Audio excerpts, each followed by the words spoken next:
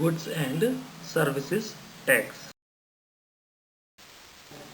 Levy and collection of GST. देखिए, levy का मतलब होता है कि टैक्स को लगाना, किस तरीके से टैक्स लगता है उसको हम कहते हैं लेवी ऑफ जीएसटी। कलेक्शन का मीन्स होता है जब हमने टैक्स लगा दिया तो उसको कलेक्ट करना। लेवी ऑफ टैक्स का मतलब है कि हम सेल पे, सप्लाई पे कैसे टैक्स लगा रहे हैं, कौन सा टैक्स लगा रहे हैं, उसे लेवी ऑफ जीएसटी कहते हैं। कि कौन सा टैक्स लगा रहे हैं मीन्स, देखिए 4 टाइप से टैक्सिंग होती है जीएसटी में। First is CGST, central goods and service tax. Second is SGST, state goods and service tax. Third is IGST, integrated goods and service tax. And last one is UTGST. UTGST means union territory goods and service tax. ये चारों tax कब और कैसे लगते हैं ये अब हम समझेंगे। अब हम ये समझेंगे कि जो 4 टैक्सेस हैं वो किस टाइप से एप्लीकेबल होते हैं, कब कब कौन सा टैक्स लगता है। देखिए, गुड्स एंड सर्विसेज टैक्स कि कौन सी सप्लाई पे कब और कैसे लगेगा। 2 टाइप्स की सप्लाई होती हैं, one is intra state supply and second is inter state supply.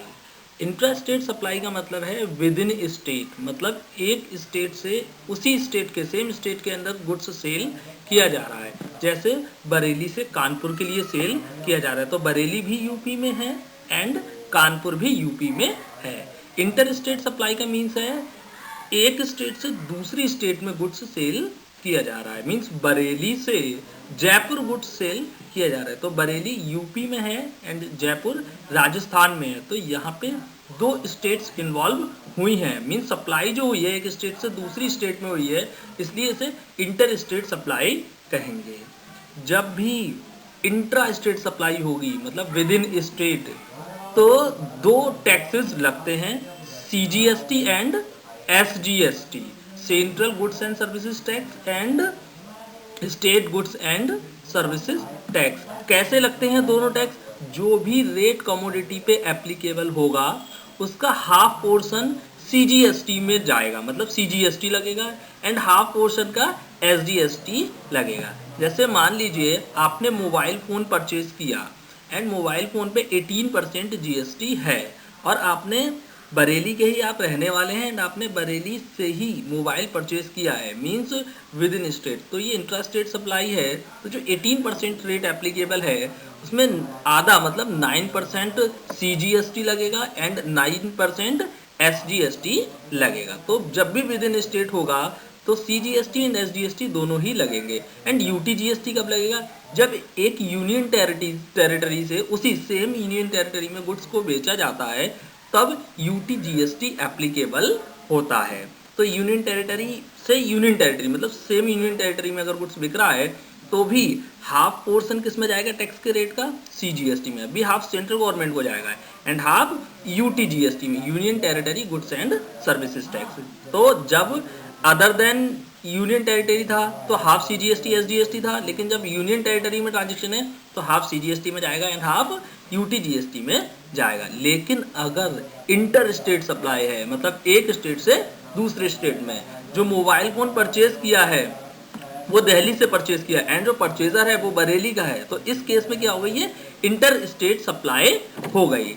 तो अब इस इंटर स्टेट सप्लाई का क्या होगा, इंटर स्टेट सप्लाई के केस में एक टैक्स इंटीग्रेट हो जाता है जिसे हम integrated goods and services tax कहते हैं। तो अब क्या होगा, ये यहाँ पे सिर्फ एक टैक्स एप्लीकेबल होगा आईजीएसटी। हालांकि अब ये जो आईजीएसटी है इसको फिर डेस्टिनेशन बेस्ड टैक्स होने की वजह से हाफ पोर्शन सेंट्रल गवर्नमेंट को जाएगा एंड हाफ जहाँ पे कंजम्पशन हुआ है मतलब बरेली में यूपी में तो हाफ यूपी गवर्नमेंट को जाएगा। तो ये जो प्रोसेस है कि किस तरीके से हम टैक्स लगा रहे हैं, जीएसटी लगाया इंट्रा स्टेट पे सीजीएसटी एंड एसजीएसटी, या फिर अगर यूनियन टेरिटरी में ट्रांजेक्शन है तो सीजीएसटी एंड यूटीजीएसटी, एंड जब इंटरस्टेट ट्रांजेक्शन इंटरस्टेट सप्लाई है तब लगाया आईजीएसटी। तो ये जो टैक्सिंग की प्रोसेस है इसको हम क्या कहते हैं, इसको हम कहते हैं टैक्सिंग की प्रोसेस को levy of GST, levy related act.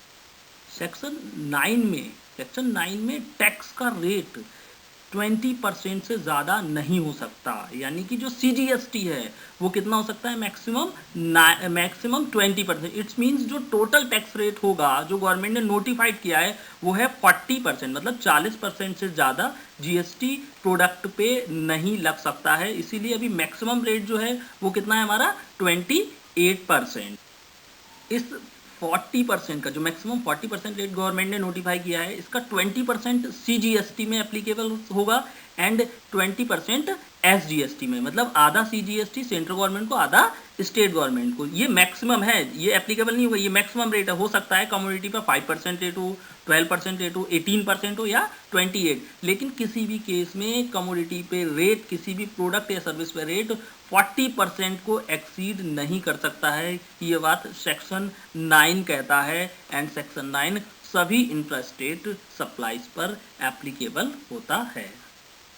Now section 5 of IGST act, section 5 भी सेम सेक्शन 9 की तरह वर्क करता है। जैसा सेक्शन 9 है वैसा ही सेक्शन 5 है, बस ये इंटर स्टेट सप्लाईज के केस में लगता है। मतलब applicable on all the inter state supplies except alcoholic liquor for human consumption, high speed diesel and natural gases. इनको छोड़ के सेक्शन 5 भी सभी प्रकार की हर तरह की सप्लाई, चाहे वो गुड्स की सप्लाई हो या सर्विस की सप्लाई हो, लेकिन सप्लाई कैसी होनी चाहिए, इंटर स्टेट, मतलब एक स्टेट से दूसरी स्टेट में।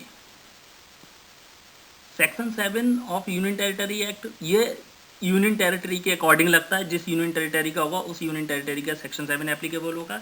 ऐसे ही सेक्शन 9 जिस स्टेट में सप्लाई होगी, जिस स्टेट को इफेक्टिव होगी, जिसका फर्क जिस स्टेट पे फर्क पड़ रहा होगा उसके अकॉर्डिंग लगेगा। एंड सेक्शन 8 भी अकॉर्डिंगली कोऑर्डिनेट करता है। लेकिन मेन सेक्शन है सेक्शन 9 एंड सेक्शन 5। 9 मतलब inter state, 5 means inter state. मतलब अब हम डिस्कस करेंगे कि वो कौन कौन से एक्ट हैं, कौन कौन से सेक्शन हैं जो टैक्स को लेवी करने पे एप्लीकेबल होते हैं। 5 सेक्शंस हैं जो टैक्स को लेवी करने पे एप्लीकेबल होते हैं। Section 9 of CGST act, section 5 of IGST act, section 7 of UTGST act, section 9 of state goods and services tax act मतलब SGST act, and section 8 of GST compensation to states act.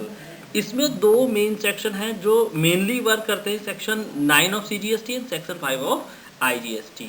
Section 9 कब applicable होता है? Section 9 applicable होता है all the intra state supplies पे except alcoholic liquor for human consumption, high speed diesel and natural gases. Means section 9 किस case में applicable होगा? जब इंट्रा स्टेट सप्लाई होगी, कैसी भी गुड्स की सप्लाई हो या सर्विस की सप्लाई हो, बस कैसी होनी चाहिए, इंट्रा स्टेट। इंट्रा स्टेट मतलब विद इन स्टेट। एंड ये जो एप्लीकेबल होता है on the value assessed under section 15। Section 15 के अकॉर्डिंग जो वैल्यू एसेस की जाती है उस पर टैक्स लगाया जाता है। लेकिन सप्लाई कैसी होनी चाहिए?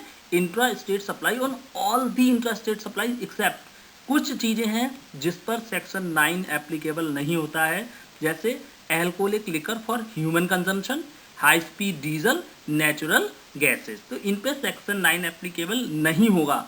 एंड जितनी भी इसके अलावा इंटरस्टेट सप्लाई होंगी उन सब पे सेक्शन 9 एप्लीकेबल होगा। अब हम लोग कुछ इंपॉर्टेंट क्वेश्चन डिस्कस करेंगे। कुछ इंपॉर्टेंट क्वेश्चन हैं उसको डिस्कस करेंगे। जैसे क्वेश्चन 1 है mister X of Jaipur. Next question है mister A of Chandigarh sells 10,000 units of an article at the rate of ₹200 per unit. Purchaser is mister B of the same city. मतलब चंडीगढ़ जो है वो क्या है? यूनियन टेरिटरी है। मिस्टर ए चंडीगढ़ के रहने वाले, उन्होंने मिस्टर बी को गुड्स सेल किया एंड मिस्टर बी भी सेम सिटी यानी कि चंडीगढ़ के रहने वाले हैं। तो दोनों ही सेम सिटी के, दोनों ही यूनियन टेरिटरी के हैं। तो इस केस में जब सेम यूनियन टेरिटरी में गुड्स सेल होता है तो हाफ, मतलब जो रेट एप्लीकेबल उसका हाफ CGST में जाता है एंड हाफ UTGST में जाता है। मीन्स हाफ रेट से CGST एप्लीकेबल होगा एंड हाफ रेट से UTGST। तो जो वैल्यू ऑफ सेल है वो कितनी निकल के आ रही है? टैक्सेबल वैल्यू जिसे हम कहते हैं 10,000 यूनिट्स इंटू 200, 2 लाख रुपये।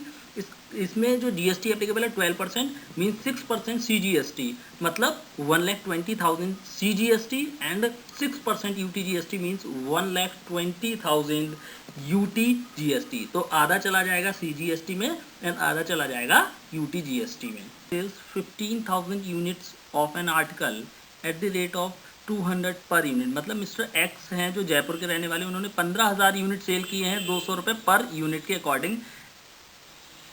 Purchaser is mister by. Purchaser जो है वो कौन है? बाई है फ्रॉम अलवर, अलवर के रहने वाले हैं।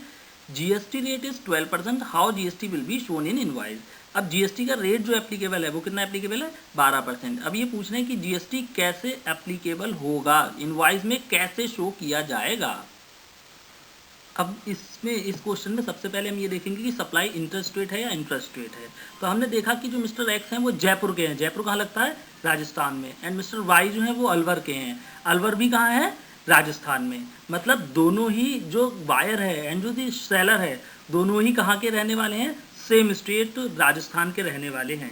इट्स मीन्स हमने पढ़ा था लेवी ऑफ जीएसटी में कि जब सेम स्टेट मतलब इंटर स्टेट सप्लाई होगी तो जो भी रेट एप्लीकेबल होगा उसका हाफ सीजीएसटी एप्लीकेबल होगा एंड हाफ एसजीएसटी एप्लीकेबल होगा। तो देखिए यहाँ पे इन्होंने 15,000 यूनिट्स सेल किए हैं 200 रुपये per unit. It's means value of sale जो है वो 3 लाख होगी एंड इस पर 12% का आधा मतलब 6% central goods and services tax में चला जाएगा and 6% state goods and services tax में चला जाएगा। तो 6% कितना हुआ 3 लाख का? 1,80,000 CGST एंड 1,80,000 SGST। तो इस तरीके से इनवॉइस में शो करेंगे हम जीएसटी 1,80,000 का CGST एंड 1,80,000 का SGST। नेक्स्ट क्वेश्चन है Mr K of Kanpur sells 5,000 units of an article at the rate of 100 रुपये पर आर्टिकल। मिस्टर के हैं जो कानपुर के रहने वाले हैं, उन्होंने 5,000 यूनिट सेल किए एक आर्टिकल के एंड एक आर्टिकल का जो रेट है वो 100 रुपये है। मिस्टर पी परचेजर है। Purchaser is mister P of Patna, Patna के रहने वाले हैं एंड पटना किस में आता है? बिहार में। इट्स मीन्स के जो कानपुर का है, कानपुर मीन्स यूपी का एंड पी पटना का है, पटना मीन्स बिहार का। तो ये जो सप्लाई हो गई ये इंटर स्टेट सप्लाई हो गई। जब इंटर स्टेट सप्लाई होती है तो हमें पता है IGST integrated goods and services tax applicable होता है, यहाँ पे कोई दूसरा टैक्स एप्लीकेबल नहीं होगा। तो टैक्सेबल वैल्यू है वो है 5,000 into 100 means 5 lakh rupee and इस पर आईजीएसटी लगेगा 12%। आईजीएसटी 12% कितना आएगा? 60,000। तो 60,000 रुपी पूरे एक ही आईजीएसटी में जाएंगे। क्यों? क्योंकि ये इंटर स्टेट सप्लाई है। अब हम लोग डिस्कस करेंगे सप्लाई। सप्लाई क्या है? देखिए सप्लाई में 3 इम्पॉर्टेंट चीज़ें हैं जो हमें समझनी है। एक तो टाइम ऑफ सप्लाई, दूसरा place of supply and third one is value of supply. मतलब 3 चीज़ें हैं जो सप्लाई रिलेटेड हैं, time of supply, place of supply and value of supply. Time of supply का मतलब ये होगा कि कब हम माने कि सप्लाई हो गई, सेल हो गई। कैसे? कब का मीन्स क्या? ऐसा जब सेल करेंगे तब मानेंगे? नहीं, ऐसा भी हो सकता है कि गुड्स की बुकिंग पहले हुई हो या हम यूँ कहें कि एडवांस पेमेंट पहले गया हो और गुड्स की डिलीवरी बाद में गई हो। ये भी हो सकता है कि बिल को जनरेट करके रख दिया एंड गुड्स की डिलीवरी नहीं हुई। क्यों? क्योंकि बायर लेने नहीं आ पाया एंड बिल जनरेट हो गया। तो इस केस में कब माना जाएगा टाइम ऑफ सप्लाई। फिर हम बात करेंगे प्लेस ऑफ सप्लाई की। प्लेस ऑफ सप्लाई क्या होगा? इंटर स्टेट, इंट्रा स्टेट, ये हम देखेंगे। एंड वैल्यू ऑफ सप्लाई में मतलब टैक्सेबल वैल्यू क्या है। ये 3 चीज़ें हम सप्लाई से रिलेटेड समझेंगे जो बहुत इंपॉर्टेंट हैं सप्लाई से रिलेटेड। तो पहले तो हम ये समझेंगे कि सप्लाई क्या है, सप्लाई का मीनिंग समझेंगे। उसके बाद आगे ये जो 3 टर्म है time of supply, place of supply, value of supply, ये भी हम लोग आगे डिस्कस करेंगे। Now supply. देखिए सप्लाई जीएसटी में बहुत इम्पॉर्टेंट है। क्यों? क्योंकि सप्लाई से ही जीएसटी एप्लीकेबल होता है। हमने पढ़ा था कि सप्लाई अगर इंटर स्टेट होगी तो आईजीएसटी एप्लीकेबल होगा एंड जब इंटर स्टेट होगी तो सीजीएसटी, एसजीएसटी या सीजीएसटी, यूटी जीएसटी एप्लीकेबल होगा। तो मतलब ये सब हमें सप्लाई से पता चल रहा है कि कौन सा टैक्स एप्लीकेबल होना है। एंड फिर हमें ये भी देखना होगा कि कौन सी डेट में सप्लाई, मतलब कौन से मंथ में या कौन सी डेट में सप्लाई फॉल कर रही है, किस डेट में सप्लाई हुई है। और ये भी देखना होगा कि वैल्यू क्या है सप्लाई की। मीन्स जीएसटी में सब कुछ सप्लाई पे डिपेंड करता है, और सप्लाई की 3 मेन चीज़ें जो हमें समझनी होंगी, तब हम समझ पाएंगे सप्लाई क्या है। लेकिन उससे पहले किन किन चीज़ों को सप्लाई माना गया है। देखिए जीएसटी में गुड्स एंड सर्विसेज पे सप्लाई को सेम रखा गया है, कोई भी डिफ्रेंशिएट नहीं किया गया है। जो गुड्स के लिए सप्लाई का मीनिंग है वही सर्विस के लिए सप्लाई का मीनिंग है। तो अब हम समझते हैं कि सप्लाई क्या क्या इंक्लूड करती है, सप्लाई का मीनिंग क्या होता है। अब हम डिस्कस करेंगे कि जीएसटी में सप्लाई का क्या मीनिंग है, सप्लाई में क्या क्या इंक्लूड है। Under section 7 subsection 1 clause A of CGST act 2017 supply includes sale, transfer, barter, exchange, licence, rental, lease and disposal. अब हम सेल को डिस्कस करेंगे। देखिए सेल का मीन्स है कि जब हम किसी गुड्स या सर्विस, वस्तु या सेवा को मुद्रा के बदले में सेल करते हैं, मीन्स मनी के बदले में ट्रांसफ़र करते हैं, तो इसे सेल कहते हैं। फॉर एग्जांपल मिस्टर ए ने मिस्टर बी से कहा कि मैं आपको 10 कुंटल गेहूं अवेलेबल कराऊंगा एट द रेट ₹2000 पर कुंटल। मीन्स यहाँ पे ए बी को 10 कुंटल गेहूं देगा एंड उसके बदले में 2000 रुपये पर कुंटल के हिसाब से अमाउंट लेगा। तो क्योंकि गुड्स का ट्रांसफ़र हो रहा है एंड मनी के बदले में 2000 रुपये पर कुंटल, तो ये क्या है, सेल है। इसे क्या कहेंगे, सेल कहेंगे। अब हम बात करेंगे ट्रांसफ़र। ट्रांसफ़र का मीन्स होता है ट्रांसफरिंग एनी गुड्स और सर्विस विदाउट ट्रांसफरिंग ओनरशिप। मतलब यहाँ पे ओनरशिप ट्रांसफ़र नहीं होती है, लेकिन गुड्स या सर्विस ट्रांसफ़र हो जाती है। सेल में ओनरशिप भी ट्रांसफ़र होती है, जबकि ट्रांसफ़र में गुड्स या सर्विस तो ट्रांसफ़र हो रही है बट ओनरशिप ट्रांसफ़र नहीं हो रही है। फॉर एग्जांपल किसी गुड्स के ओनर ने अपने गुड्स को एजेंट को ट्रांसफ़र किया सेल करने के लिए। मीन्स अब एजेंट इस गुड्स को बेचेगा और ओनर ने ये गुड्स एजेंट को ट्रांसफ़र कर दिया है। तो यहाँ पे ये क्योंकि ओनरशिप ट्रांसफ़र नहीं हुई है, क्योंकि एजेंट तो बेचेगा, यहाँ पे ओनरशिप ट्रांसफ़र नहीं हुई है, ये ट्रांसफ़र माना जाएगा। एंड ये ट्रांसफ़र सप्लाई की डेफिनेशन में इंक्लूड है। अब ट्रांसफ़र पर भी जीएसटी एप्लीकेबल होगा। अब हम बात करेंगे बार्टर। बार्टर आपने सुना होगा, बार्टर मीन्स वस्तु विनिमय। वस्तु विनिमय का मतलब होता है जब एक व्यक्ति अपनी कम आवश्यक वस्तु के बदले ज़्यादा आवश्यक वस्तु लेता है, मतलब अपनी कम आवश्यक वाली वस्तु को देकर अपनी आवश्यक वस्तु को दूसरे से ले लेता है, तो इसे बार्टर कहते हैं। इसमें मनी का कोई भी एक्सचेंज नहीं होता है, पैसे का लेन देन नहीं होता है। तो फॉर एग्जांपल जैसे मान लीजिए एक व्यक्ति है, उसके पास 5 मोबाइल फ़ोन्स एक्स्ट्रा हैं एंड उसको एक लैपटॉप की ज़रूरत है, तो अब वो क्या करेगा, वो एक ऐसे व्यक्ति को ढूंढेगा जिसको मोबाइल फ़ोन्स की ज़रूरत हो। वो उसको ये 5 मोबाइल फ़ोन दे देगा एंड उसके बदले में एक लैपटॉप ले लेगा। मतलब कोई भी अमाउंट नहीं देगा, सिर्फ 5 मोबाइल देगा और लैपटॉप ले लेगा। तो इस केस में भी अब इन 5 मोबाइल का वैल्यूएशन किया जाएगा एंड एक लैपटॉप का वैल्यूएशन भी किया जाएगा, और इन दोनों पे ही जीएसटी एप्लीकेबल होगा। इसको भी सप्लाई की डेफिनेशन में इंक्लूड किया गया है। सो बार्टर अब सप्लाई की डेफिनेशन में इंक्लूड है। एक्सचेंज आपने सुना होगा, एक्सचेंज ऑफर चलते हैं, पुरानी कार लाइए और न्यू कार ले जाइए। तो इस केस में भी जब कोई पुरानी कार लेके जाता है एंड साथ में कुछ अमाउंट पे करता है तो उसके बदले में नई कार ले आता है, तो इसे हम कहते हैं एक्सचेंज। बार्टर में गुड्स दे रहे थे और गुड्स ले रहे थे, बट मनी का कोई भी इन्वॉल्वमेंट नहीं था। लेकिन एक्सचेंज में हम क्या करते हैं, पुरानी कार भी देंगे, अमाउंट भी देंगे और उसके बदले में न्यू कार ले लेंगे। Basic difference he barter and exchange में। तो अब ये जो एक्सचेंज ऑफर था, पहले इस पर जीएसटी एप्लीकेबल नहीं था। अब अगर जो आपने पुरानी कार दी है उसका भी वैल्यूएशन किया जाएगा एंड उस पर जीएसटी एप्लीकेबल किया जाएगा, क्योंकि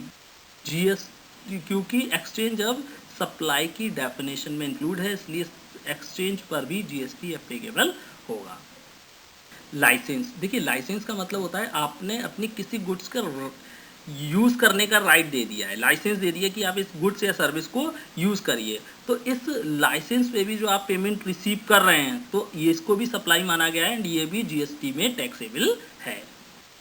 रेंटल रेंटल का मतलब है अगर आप कोई भी चीज़ किराए पर दे रहे हैं, जैसे जनरेटर है, एंड शादी में दूल्हा दुल्हन के कपड़े हैं, एंड अगर आप कहीं घूमने जाते हैं तो आप कैमरा किराए पे लेते हैं, या कोई इमूवेबल प्रॉपर्टी जैसे घर किराए पे लिया है, तो इन सभी पे जो किराया रेंट चार्ज किया जाएगा वो अब जीएसटी में टैक्सेबल है। क्यों? क्योंकि रेंटल को सप्लाई की डेफिनेशन में इंक्लूड किया गया है, इसलिए क्या होगा, ये टैक्सेबल होगा। क्या?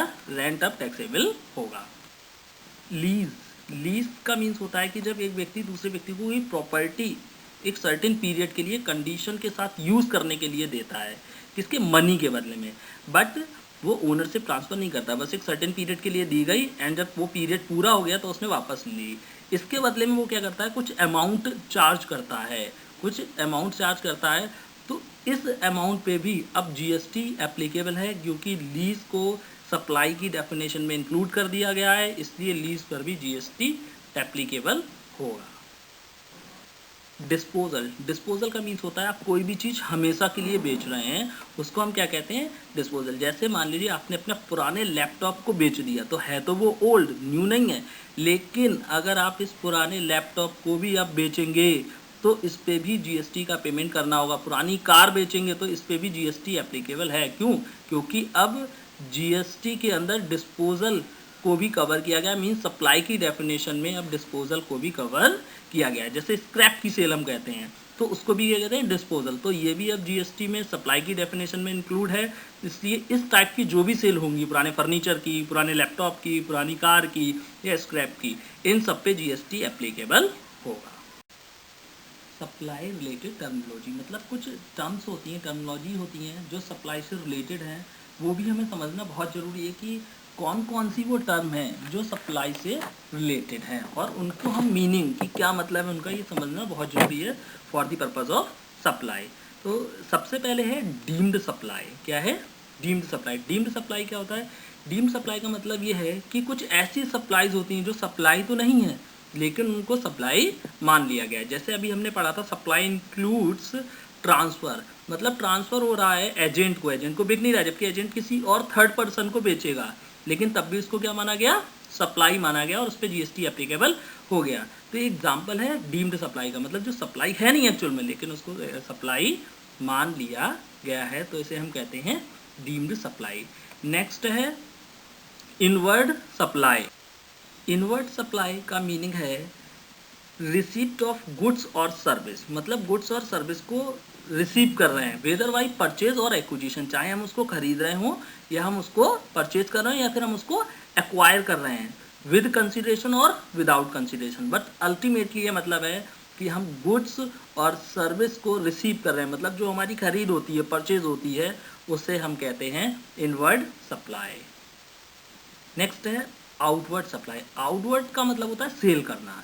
सेल अभी हमने पीछे पढ़ा था, सेल सप्लाई, मतलब supply include sale, exchange, transfer, barter, इन सबको क्या माना गया है? Outward supply. आउटवर्ड सप्लाई जब हम गुड्स को सेल करते हैं, वेदर विद फॉर कंसिडरेशन और विदाउट फॉर कंसिडरेशन, तो इसको हम क्या मानते हैं? Outward supply. जब खरीदते हैं तो इनवर्ड सप्लाई, और जब बेचते हैं तो आउटवर्ड सप्लाई। नेक्स्ट है कंटिन्यूअस सप्लाई। कंटिन्यूअस वर्ड से आप समझ रहे होंगे, कंटिन्यूअस मीन्स लगातार।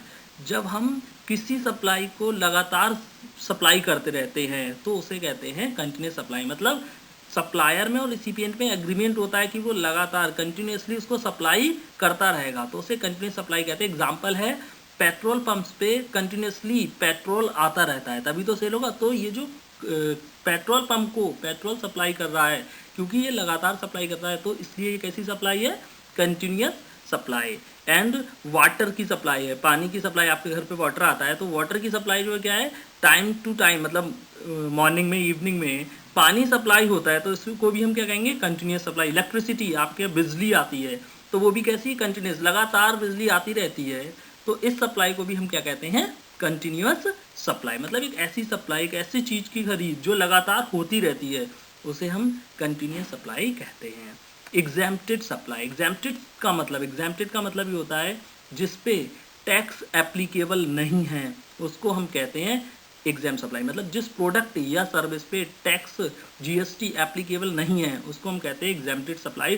For example non branded flour मतलब नॉन ब्रांडेड आटा, जो नॉन ब्रांडेड आटा है उस पर जीएसटी एप्लीकेबल नहीं है, वो टैक्स से फ्री रखा गया। और भी बहुत सारे एग्रीकल्चर प्रोड्यूस हैं जिनको टैक्स से फ्री रखा गया है। तो अगर ऐसे प्रोडक्ट की अगर आटे की सप्लाई हो रही है, सेल हो रही है, तो इसको हम कहेंगे एग्जेम्प्टेड सप्लाई। मीन्स जिसमें टैक्स एप्लीकेबल नहीं है उसको कहते हैं एग्जेम्प्टेड सप्लाई। टैक्सेबल सप्लाई, जैसे अभी हमने पढ़ा एग्जेम्प्टेड सप्लाई मतलब जिस पे टैक्स एप्लीकेबल नहीं है, ऐसी होती है टैक्सेबल सप्लाई। टैक्सेबल सप्लाई का मीन्स होता है कि जिन प्रोडक्ट्स पे जीएसटी एप्लीकेबल है एंड उन प्रोडक्ट्स की सप्लाई हो रही है, सेल हो रही है, तो इस सप्लाई को हम कहेंगे टैक्सेबल सप्लाई। या ऐसी सर्विस की सप्लाई हो रही है जिस पे जीएसटी एप्लीकेबल है, तो उस सप्लाई को हम कहेंगे, उस प्रोडक्ट की सप्लाई को हम कहेंगे टैक्सेबल सप्लाई। एंड नेक्स्ट है non taxable supply. Non taxable supply मतलब जिस पे जीएसटी एप्लीकेबल नहीं है, मतलब जिसको जीएसटी से ही बाहर रखा गया है। देखिए जो एग्जैम्प्ट है, एग्जैम्प्टेड को जीएसटी से बाहर नहीं रखा गया, उसको कर से मुक्त कर दिया गया। एंड अभी कुछ प्रोडक्ट ऐसे हैं जिन पे जीएसटी एप्लीकेबल नहीं हुआ है, गवर्नमेंट चाहे तो उस पर जीएसटी अप्लाई कर सकता है। वो प्रोडक्ट ऐसे हैं जो भी पुराने टैक्स के बेसिस पे चल रहे हैं, जो जीएसटी से पहले टैक्स का सिस्टम था आज भी उसमें कवर होते हैं। तो ऐसे प्रोडक्ट की अगर सप्लाई हो रही तो इन्हें कहते हैं नॉन टैक्सेबल सप्लाई। ये प्रोडक्ट कौन कौन से हैं?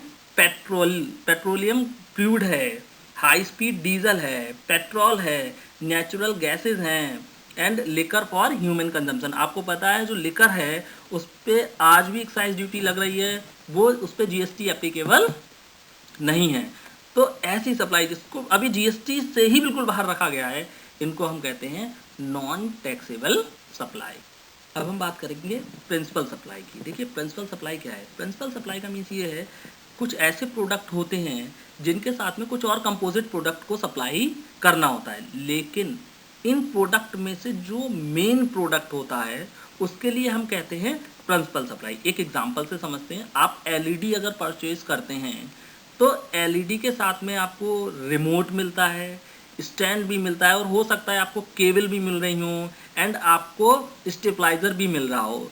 तो इस एलईडी की परचेज में आपको केबल मिली, स्टेबलाइजर मिला, रिमोट मिला, स्टैंड मिला एंड एलईडी मिली। तो इसमें से जो प्रिंसिपल सप्लाई है वो क्या है? एलईडी। क्यों? क्योंकि हमने एलईडी परचेज की है, इसीलिए हमें ये सारे प्रोडक्ट भी मिले। तो मतलब जो मेन प्रोडक्ट की सप्लाई होती है उसको हम कहते हैं प्रिंसिपल सप्लाई।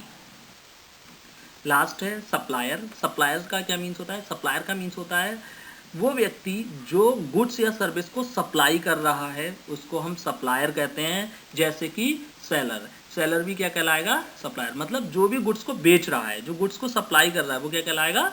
सप्लायर कहलाएगा। जैसे आप जॉन प्लेयर्स के शोरूम पे गए एंड आपने एक ट्राउज़र परचेज की, तो इस केस में जो सप्लायर है वो कौन है? जो शोरूम का ओनर है, जिसने आपको, जॉन प्लेयर्स का जो ओनर है उसने आपको ट्राउज़र सेल की है। तो इस केस में सप्लायर कौन हुआ? जॉन प्लेयर्स का ओनर। मतलब जो गुड्स को सेल करता है उसको हम कहते हैं सप्लायर।